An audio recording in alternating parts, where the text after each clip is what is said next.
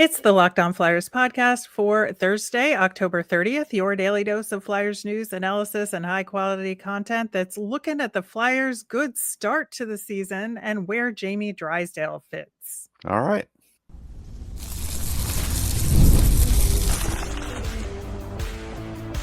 Your Locked On Flyers, your daily podcast on the Philadelphia Flyers. Part of the Locked On Podcast Network. Your team every day. Hey there, and thanks for making Locked On Flyers your first listen every day. I am Rachel Donner. I've been podcasting about the Flyers, the NHL, and hockey for a decade, and I'm here with prospect expert and Flyers credentialed reporter for 20 years, Russ Cohen. Today's episode is brought to you by FanDuel. Download the FanDuel app now by visiting FanDuel.com. You can win $300 in bonus bets if that first $5 bet wins. To keep up with our latest episodes and Flyers news, you can find us at Locked On Flyers on all your favorite socials. And of course, here on the Locked On Podcast Network, your team every day.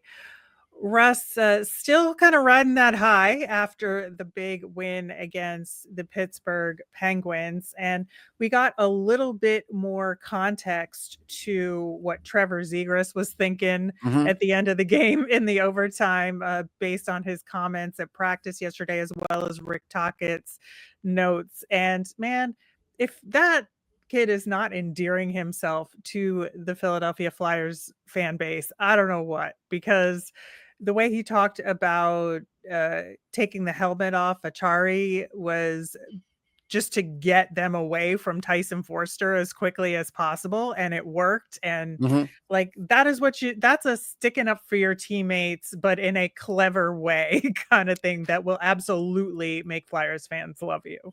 Yeah, no question. I mean, he's a good kid. Like, I've known him back from the NTTP days, and he always had this kind of personality. And so, yeah, I mean, it's just that a lot of people got to know Trevor Zegras through his fancy hockey play, but, there was always other elements to his game too. Yeah, and I think, you look at what he's been able to add. I think there was some doubt, right? Because of his mixed results in Anaheim, and was a change of scenery going to help him out and what was going on there. But he was seen as a big piece in making this team take a step forward in terms of offense, in terms of scoring, in terms of quality of play overall, that I think has borne out to a large degree.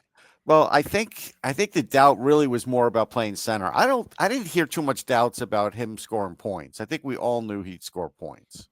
So he just has to continue to score points. Like, if he goes this route, this is fine. It won't solve the center position problem, but it'll solve some scoring issues. So that's fine too. They had more than one problem to solve this year. So that way it would be a success. But I think they knew, and I think most people knew he was going to score a certain amount of points. Yeah, I mean, I think that's fair. I just think he's fit into the system Yes. much quicker than I might have anticipated. And, he's just become an integral part of the team very quickly, which is something I appreciated quite a bit. And, the Flyers are fourth in the division from a points percentage perspective, which we can now kind of start doing that with the number of games played. We're approaching 10 games into the season for the Flyers. That'll be the next game. Some teams have already played over 10 games, and you can start really looking at patterns and assessment. And I think that level in the division is a surprise to some people. Well, at this moment in time, I think they won't be last in the division. I think that's clear, but everybody got better. Otherwise, I mean, the Rangers didn't necessarily get better, but they might still be at the Flyers level, maybe a smidge above. So I think all the other teams, though, got better. The Islanders got better. Columbus got better. Columbus got off to a terrible start. Now they're starting to win. So I think the difference here is, I think we all thought last year that, hey, the Atlantic's going to continue to be a great division, and now the Metro has come back to life. I think that's more the story for me right now. Yeah, and I think, the Atlantic is slightly better than the Metro, but the gap between them is close. nowhere Yeah, it's definitely close, and you're right, I think that is the surprise, but, yeah, like, about 10 games into the season, it's Yeah. the storylines are starting to unfold here, Yes. and it'll be interesting to see how the Flyers fit into them for sure. Now, as for, the immediate next steps here for the team, we talked about the recall of Emil Andrae on yesterday's show and very much would like to see him play in the next game. Don't think it's going to happen based on what we saw in practice yesterday, just because we saw Zamula and Juleson as a pairing and Yinning and Andre. And again, just based on what we know, I would guess that Yinning and Andre are going to sit. They're out. No, they're not playing. And this is my knock on Rick Tocchet is, he's talking about second and third year players as being the young guys, and then the true young guys are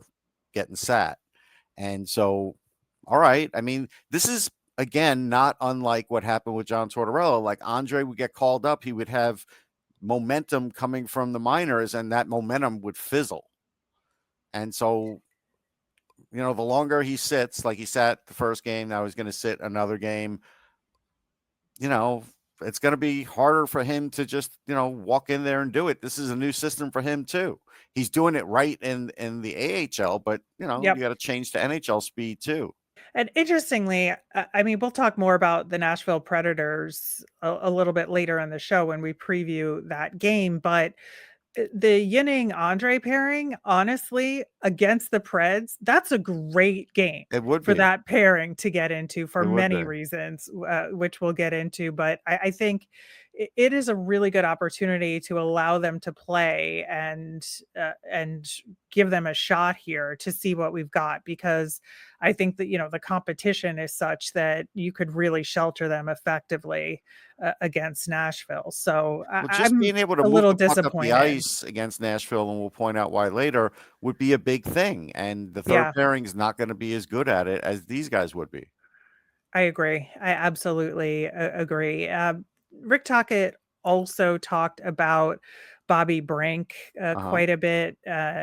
Jackie from the Inquirer asked a bunch of really good questions about his game and asked a not so subtle question about his defensive game relative to how it was evaluated in the last coaching administration.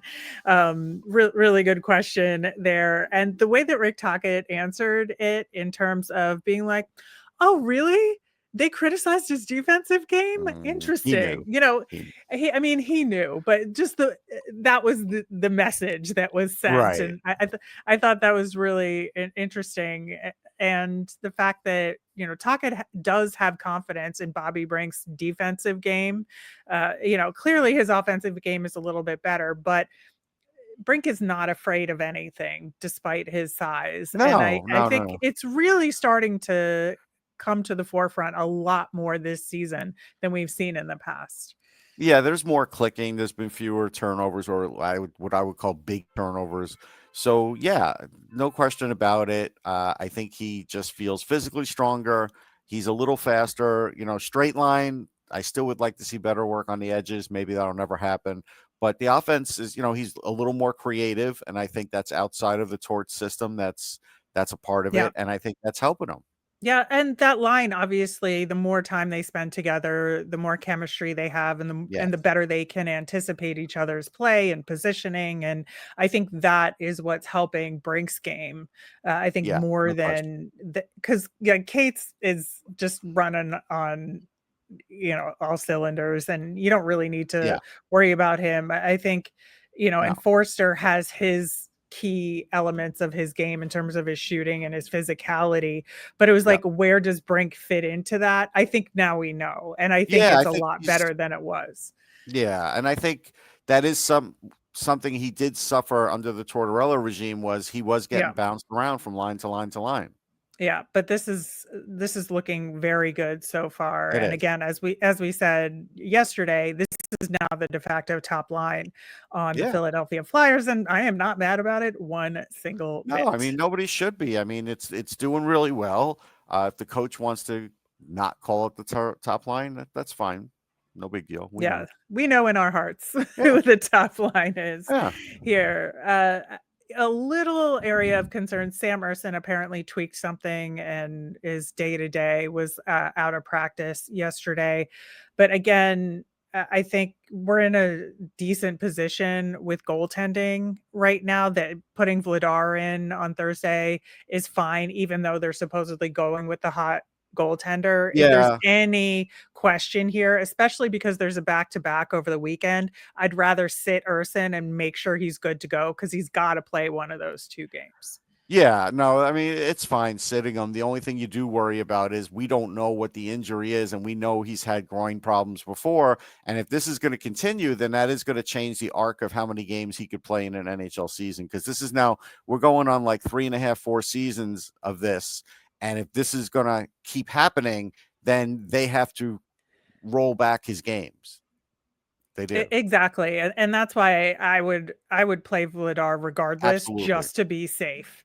Yeah, I there's no think reason that's not the to. way to go here. And It'd then, be spooky if they didn't. very Halloweeny of you.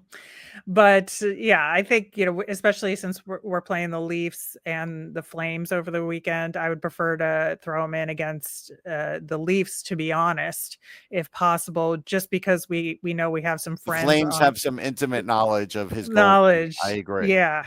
Yeah. So I think that's Although the the way Flames know Vladar too, to be they fair. do. No, they do. And that's what I'm saying. It's like They know both, but they know they both know because both, Frost and but I Farabee would can help them with Urson. Mhm. Like, it's I know. It's gonna be a really interesting decision, which we'll get yeah. into on tomorrow's show. But one player we have not talked about yet is Jamie Drysdale, and he's been lauded for his play thus far, and I think it's very well deserved.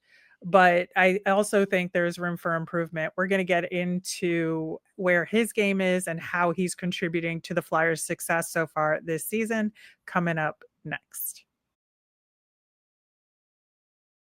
The NBA is back, and there's no better place to get in on the action than FanDuel, the official sports betting partner of the NBA. Even if you missed the start of the game or want to ride the hot hand, FanDuel has live bets on everything from who will score next to fourth quarter comebacks. Plus, you can even combine your live bets into a same game parlay for a shot at a bigger payout. It keeps every game exciting, especially when your teams make it a late push. I would bet for the Brooklyn Nets to have the worst record in the NBA. Right now, FanDuel is giving new customers $300 in bonus bets when your first $5 bet wins. So head to FanDuel.com to sign up and play your game with FanDuel, the official sports betting partner of the NBA. On tomorrow's show, we will be previewing the weekend back-to-back that I mentioned against the Leafs and the Flames. Plus, we will be recapping the game against the Nashville Predators, which we're going to get into a little bit later in the show. Jamie Drysdale has been on an interesting trajectory with the Philadelphia Flyers. I think there was a lot of lost in the woods kind of uh, approach to him last season, and we weren't sure like where he was going to be in the lineup. And early with the Flyers, we thought he was going to be with Cam York and it was going to be this young pairing, but that didn't work out. And now he's been paired with Nick Seeler, and so far that has been a more successful pairing than any other one with the Flyers thus far for Drysdale. And I think with Nick Seeler as a more defensive defenseman, although as we talked about, for some reason he had the most shot attempts in the last game. I think that was a fluke more than anything. But I think the way that Seeler has been playing with Drysdale has elevated Drysdale's game No to a question. certain point, right? Yeah, there's no question it's been a big help. There's less he has to do. There's less that he's responsible for. But we have to remember, like, you can't call him like the next Gustav Forsling because A, it's 9 games, and B, it's like Forsling went from like 56 points and being a Norris guy to now like being whatever they need, whatever Florida needs, because they're in a bind. And then when you look at Cale Makar, whose name I also saw, and you want to pull up things, okay, pull up whatever you want, but Cale Makar is going to score 80, 90 points, and Right. that's the difference there. Right, and that is the difference, and I think Yeah. you look at again, we've talked about the lack of scoring from the blue line on this team thus far. Jamie Drysdale is part of that.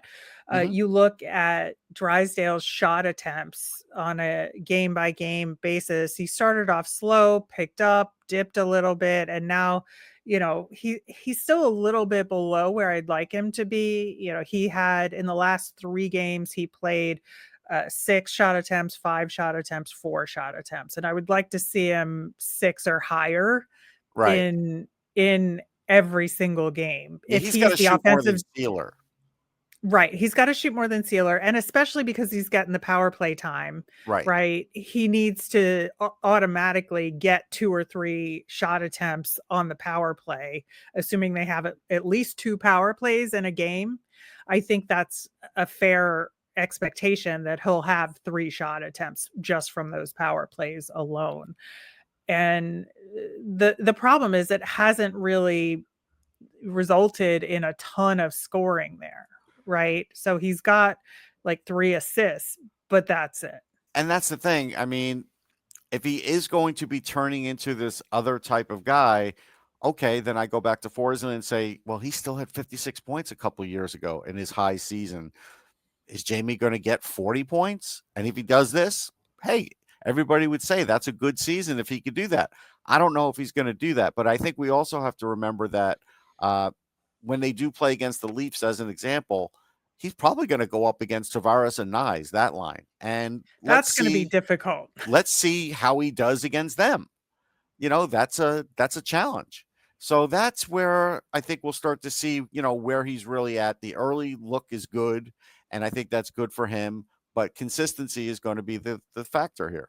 Yeah, and you can look statistically that Drysdale has some numbers that are better than Forsling at this Sure. point. But, as you mentioned, the Florida Panthers are in a difficult situation on their Yes. blue line with injuries. And so Forsling is doing things that he wouldn't normally do. And so I would expect some of those numbers to go down because he has additional defensive responsibilities that Yes. he didn't before. Whereas Jamie Drysdale is on the flip side of that coin where he doesn't have defensive responsibilities that he used to being paired with Nick Sealer. So Right. I think there's a lot of good here. I'm very Yeah, pleased sure. with his play. I think he is generally looking better than he did last season, for sure. Very happy with, how he looks from a system perspective. I think that his positioning is pretty good. He's Mhm. making some mistakes, but fewer than he did Yeah. in the past. And, you look at his like straight up numbers here in terms of on ice, and what's going on with the Flyers when he's on the ice. And they're doing very well. So I don't have a ton to complain about with him, but I also don't want to elevate him beyond where he currently is in the I mean, conversation. here's what I would say. Uh, all those things are true. What I think is also true is that somebody like when Andre's in the lineup and I see him making like a cross-eye snap pass, I don't see that from Jamie Drysdale. Yeah, I think that's fair. And, you look at sort of a head to head here now with Forsling in particular. Forsling has played about 50 more minutes Uh-huh. than Jamie Drysdale this season. So when you're looking at, raw numbers, it's a little bit And he's hard. going against the top line, that too, of every team. Right. Right. So, but if you're looking at high danger situations, like Forsling is like blowing Jamie Drysdale out of the water on all of those stats, right? For our high danger Yeah. And chances. that's why we wouldn't compare him. It's not a knock on Right. Jamie. It's just like he's not there. Yeah, and it's fine, and the usage is different. Right. So I think it's hard to make those Yeah. comparisons at the immediate moment. But And if again, you that want to being put said, Travis Sanheim up against Forsling, that's fine. That's a fair fight, honestly. yeah, I would say so, but again, I would say that Drysdale has gotta get his shot attempts up. He's Yeah. gotta get his shooting percentage Just got to up. create more offense. Like he's shooting more, Yeah. that's good. I don't see enough creating, bringing a puck up the ice, like we talked about, passing, Mhm. those kinds of things. I'd like to see that improve too. He has it in him.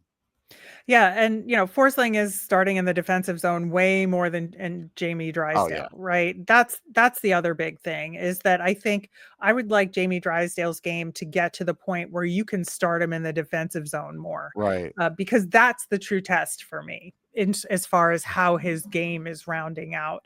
But yeah, a little bit more offense from him. Then let's fold in a little bit more defensive responsibility and see how he does.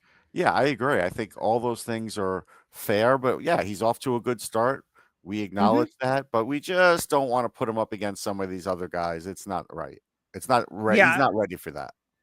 he's not, but it's fine again because he's with Nick Seeler, and we love Right. that. So Yeah, yeah, yeah. now we did talk about maybe switching it up on We yesterday's did. show, and I think that's how you test him, right? If you put York and Drysdale together, that's the test to I see think how that I'm plays out. ready for that test. I just don't think Rick Tocchet is. So Yeah, that is true. That is true. And honestly, if it ain't broke, don't fix it. I'm cool with them leaving it the way it is for a little bit. But if you really want to test it out, that's how you do it. I mean, I might test it out against Calgary because you're going to be going back to back, and that may be the time to do it because at some point you Yeah. got to give Travis Sanheim a little bit of a break. And so, like, maybe those guys will have good continuity and you can play him a bit more, and that would take the burden off of him. Yeah, would love to see that. All right. Well, the next game, which they won't be testing that out at, is against the Nashville Predators. As we've said, we are going to get into kind of the mess that's going on there and if they can fix it, coming up next. Most people can't name all their financial accounts or even what they're worth, whether it's 401ks, properties, or investments. And when you don't have the full picture, you can end up leaving money on the table. And that's why there is Monarch. It's an all in one personal finance tool that brings your entire financial life together in one clean, easy to use interface on your laptop or your phone. Monarch is built for people with busy lives. And if you've put off organizing your finances, Monarch is for you. It does all the heavy lifting. You can link your accounts in minutes, see clear data visuals, get smart categorization of your spending, and finally feel in control of your money without ever touching a spreadsheet. Monarch helps you notice inefficient investment allocations and discover forgotten 401ks from past jobs. It'll help you save even more money you can turn around and invest. Don't let financial opportunities slip through the cracks. Use code LOCKEDONNHL at monarch.com in your browser for half off your first year. That's 50% off your first year at monarch.com with code LOCKEDONNHL. So the Nashville Predators, man, I don't know what Barry Trotz is doing down there, I don't know if but Barry Trotz knows what Barry Trotz is doing. well, that's the problem. Yeah. So I think one of the biggest pieces of drama around Nashville has been the goaltending, where Askarov got traded to the Sharks, through a request because they had signed Scott Wedgwood, who then they traded to the Avs. So Who's doing really the well with them, helping them yeah, out with injuries when they're going through injuries. So yeah. exactly. So none of the goalie moves have done much good for No. Nashville to begin with. No, I mean they still have UC Saros. Mhm. Uh Annanen's okay, but no, Right. they're lacking in that. I mean, you can only play Saros so many games. Right. I think that is a big part of it. And interestingly, the Flyers goaltending is better than the Nashville Yeah. goaltending overall to this point, which is not something I thought I would say, to be honest, at any Uh, point. yeah, I mean, I kind of split on it because I haven't liked Nashville's goaltending for a while, to be honest. Yeah, I just think the Flyers goaltending had been so bad That's that fair it's like too. anybody is better Right. than the Flyers No, and on that's that fair. front. It was very weird that they traded Carrier for Barron. That trade did not work out for them. The No, Habs got they the got killed on that. high.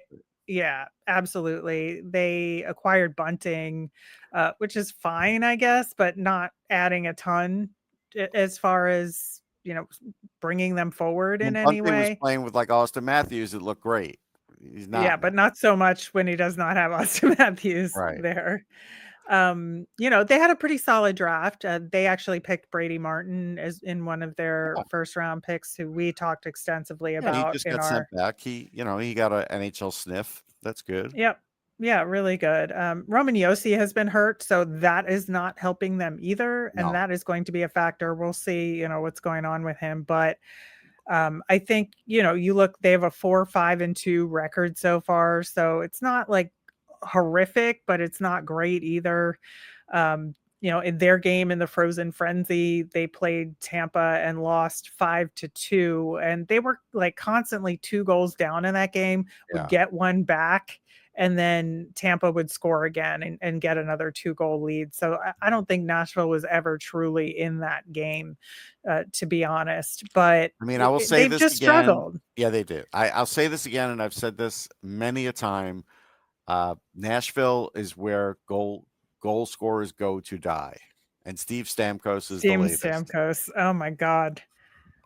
Like the high of the high after that trade happened or that signing happened for Nashville fans to what the results have been has Yeah. been one of the most like fascinating and tragic stories in hockey as far as on ice play goes There's over one the last guy who's couple of been years. able to score goals continuously in Nashville, and that's Philip Forsberg, and he is always Yep. a threat. After that, it gets spotty. Like now, Stamkos at 27 last year. That's fine. And he's got 1 this year. Like it's crazy how guys will just dry up there. Marcia. So I remember he got 1 early in the season, so people may have thought, oh, maybe he'll bounce back this year. Well, he's got 3, and he's a -7. Ryan O'Reilly is still a really good player. Like Ryan O'Reilly is going to be a force in this game because something I still noticed while the Flyers are still better on overall faceoffs, I still was watching key spots and they still lose that first faceoff on every power play. Now they did manage to get a power play goal. So like I didn't tweet one of them out, but I got people around me watching for that now. And they're like, you're right. They lose every first faceoff. Well, it's not getting any easier with Ryan O'Reilly in on every faceoff that's going to be. So Right. that's something they have to overcome. Yeah, and I think it is possible for them to overcome it. They just have Sure. to match it up They properly, have the and I home think matchup, so that's, whatever yeah, they matchup you should think be is best. okay. Yeah. Yeah, and, the Flyers are a little bit better at scoring so far this season in terms of goals A little. for just a sketch better, but much better defensively, Yes. as we've seen. And that's been one of the highlights of this season for the Flyers so far is their defensive play and how they're limiting shots and not just relying on shot blocking.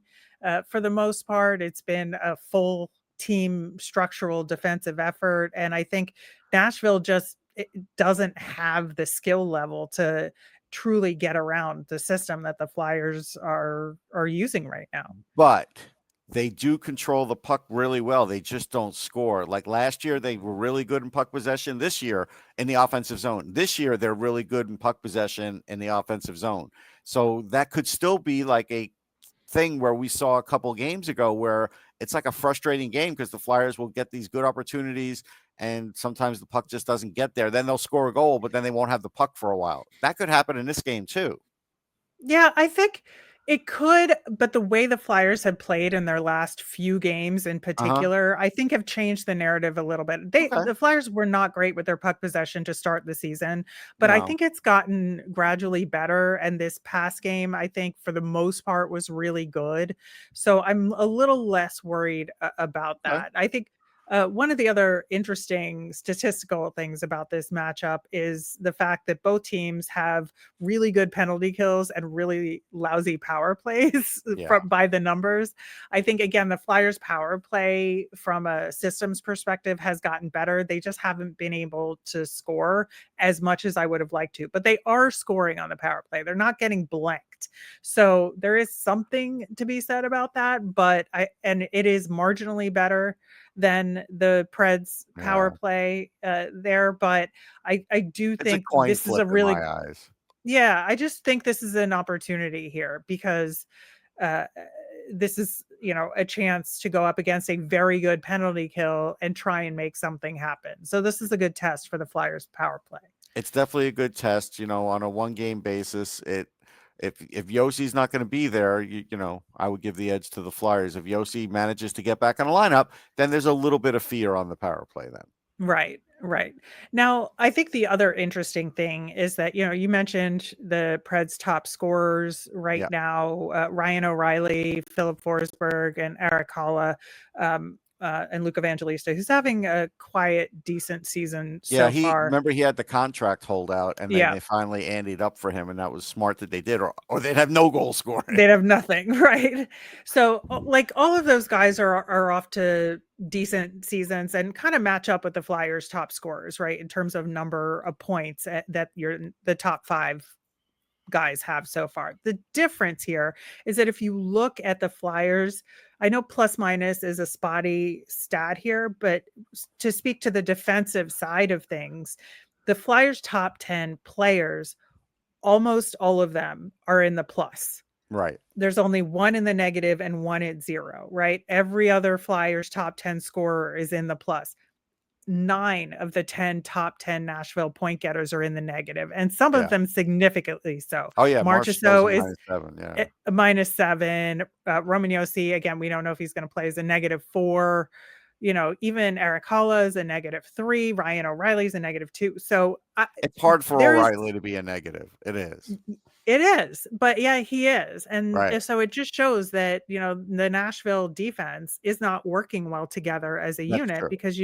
because you have some of these forwards that should not be in the negative that are. Yeah, I mean, maybe they shouldn't have waived Dante Fabro. Like that was another guy that they Oh, just, yeah. I mean, it's like they've made these comedy of errors, and sure enough, Dante Fabro is a +1. So there you go. He'd be one of Yeah, the well, leaders on the team. we will see how long Barry Trotz has that job in Nashville, but I'm guessing he's going to still be there by the game He will. tonight. He'll be there. We'll see him. So we will see. But in the meantime, we will talk about how this game goes on tomorrow's show, along with previewing that back-to-back we talked about against the Canadian teams. As a reminder, we always want to hear from you. If you've got mailbag questions or Flyers thoughts, let us know on any of our socials at Locked On Flyers. You can email us at lockedonflyers@gmail.com or comment on our YouTube channel. I'm Rachel. I'm on Blue Sky and Twitter at rmiriam. That's RMIRIAM. I'm Russ. I'm at Sportsology on the same socials, SPORTSOLOGY. Thanks for making Locked On Flyers your first listen. Today, for your next listen, check out the all-new Locked On NHL Game Night. It's every game, every night until a Stanley Cup champion is crowned. You can get local analysis on a national scale with NHL Game Night on Locked On NHL. It's on YouTube or wherever you listen to podcasts. Have a great day, everyone.